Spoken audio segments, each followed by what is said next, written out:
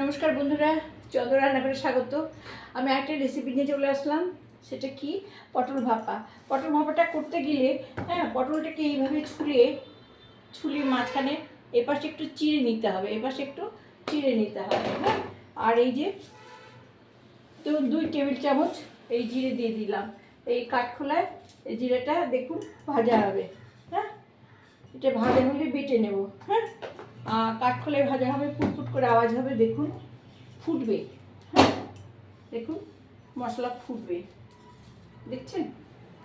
বেশি পোড়াবেন না কিন্তু, সামান্য হালকা করে অল্প আঁচে এরমভাবে জিরেটা গরম করে নেবেন আর অফ করে দেবেন। হ্যাঁ, এই গরমে গরমে এটা হয়ে যাবে। হ্যাঁ, গরমে গরমে এটা হয়ে যাবে। হ্যাঁ, আর এই যে 4-5টা লঙ্কা আপনারা দেবেন।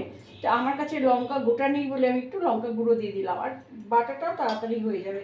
আমি শিলনোড়া এবার বেটে নিচ্ছি। হ্যাঁ,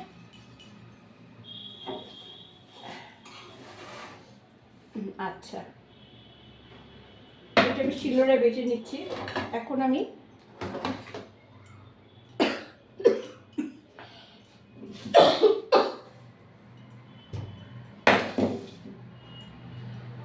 কড়াই চাপিয়ে দিলাম।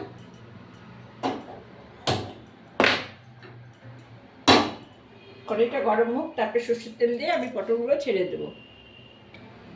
ফিরে এলাম বন্ধুরা, আমার তেল গরম হয়ে গেছে। দেখুন আমি পটলগুলো ছেড়ে দিলাম।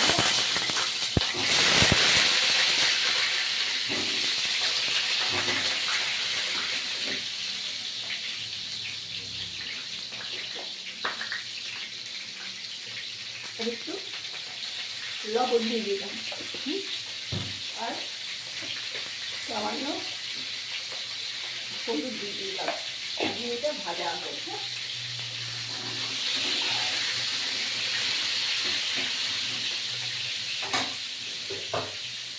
এবার আস্তে আস্তে লাল করে ভাজা হবে, 2 পিঠা সুন্দর করে ভাজা হবে।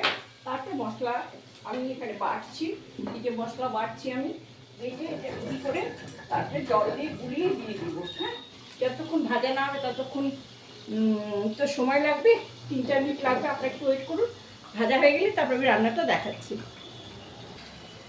ফিরে এলাম বন্ধুরা, দেখুন আবার এইটা আমি নেড়ে দিচ্ছি। হ্যাঁ, দেখুন ভাজা হয়নি, আর একটু হবে। হ্যাঁ, একটু উল্টে পাল্টে একটু লাল করে এগুলো ভাজা হবে। হ্যাঁ, লাল ভাজা হলে মশলা দিয়ে ফুটিয়ে একটু মিষ্টি, কেউ মিষ্টি খেলে খাবে, তার একটু মিষ্টি দিলে ভালো লাগে। নিরামিষি তরকারি তো, নিরামিষি তো ভাপা, এটাকে বলে পটল ভাপা। জানেন, এই ভাপা আমরা যেমন ইলিশ মাছের ভাপাটা বাপের বাড়ির থেকে শিখেই এসেছি, কিন্তু এই পটল ভাপাটা আমি আমার শাশুড়ি মার কাছ থেকে শিখেছি। এই বাড়িতে এই ভাপা আমাদের শ্বশুরবাড়ির লোকরা খুব ভালো খায়। শুধু পটল ভাপা না, পটল দিয়ে জিরে ভাপা বলে এটাকে। হ্যাঁ, এই পটল ভাপা শুধু না, এরকম জিরে ভাপা, ইলিশ মাছের জিরে ভাপা, খয়রা মাছের জিরে ভাপা, তারপরে পুঁটি মাছের জিরে ভাপা, এই ভাপাটা খুব ভালো খায়। এবং এদের সাথে থাকতে থাকতে দেখি আমিও এত ভালোবেসে ফেলেছি। আমিও থেকে থেকেই ভাপা টাপা করি নিরামিষের দিন। আজকে আবার সোমবার নিরামিষ। হ্যাঁ, দেখুন এই লাল যতক্ষণ এই পটল ভাজা না হবে ততক্ষণ কিন্তু এই তরকারিটা হবে না, এই ভাপাটা তৈরি হবে না। হ্যাঁ, পটলটাকে সুন্দর করে ভাজতে হবে, এইটা আপনারা মাথায় রাখবেন। দেখুন বন্ধুরা, আমার ভাজা হয়ে এসছে।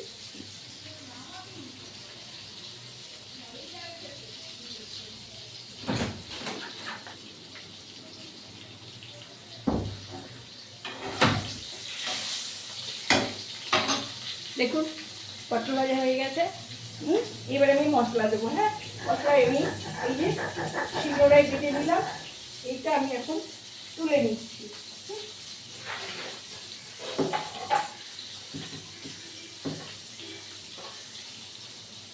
এই দেখুন শিলনোড়ার ভেতরে তুলে নিলাম।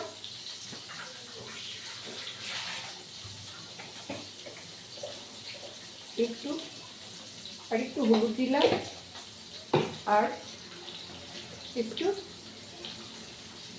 চিনি দেব। আচ্ছা, আগে জল ছেড়ে দিই, পরে আমি চিনি দিচ্ছি। এই দেখুন হয়ে গেল।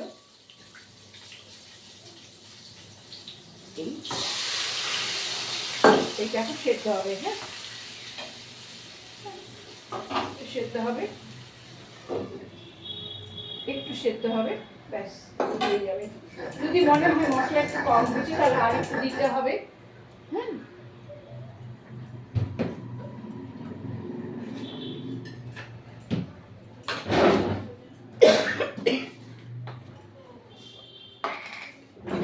তো 2-3 মিনিট রান্না হতে দেখবো,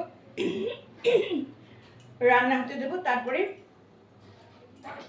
আমি এটা মাখা মাখা হলে নামিয়ে নেবো। হ্যাঁ, দেখুন ঠিক এরকম হবে। হ্যাঁ, এটা ফুটবে, বন্ধ থাক। এটা গা মাখা ঝোল থাকতে থাকতে আমি নামিয়ে নেবো। হ্যাঁ, দেখুন আমার রান্না হয়ে গেছে। এই যে মাখা মাখা হয়ে গেছে। আপনারা চিনি খেলে একটু চিনি দেবেন, নিরামিষি রান্না তো খেতে ভালো লাগে। আর কিচ্ছু না, এই মশলা বাটা বেটে এইভাবে দিতে হয়। হ্যাঁ, আর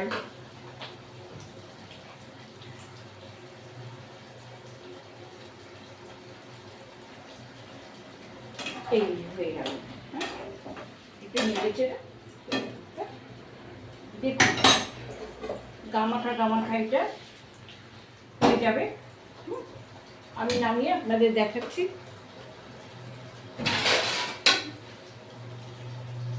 অফ করে দিলাম। হ্যাঁ, এটার মধ্যেই রাখবেন। দেখুন এরকম মাখা মাখা হবে। এই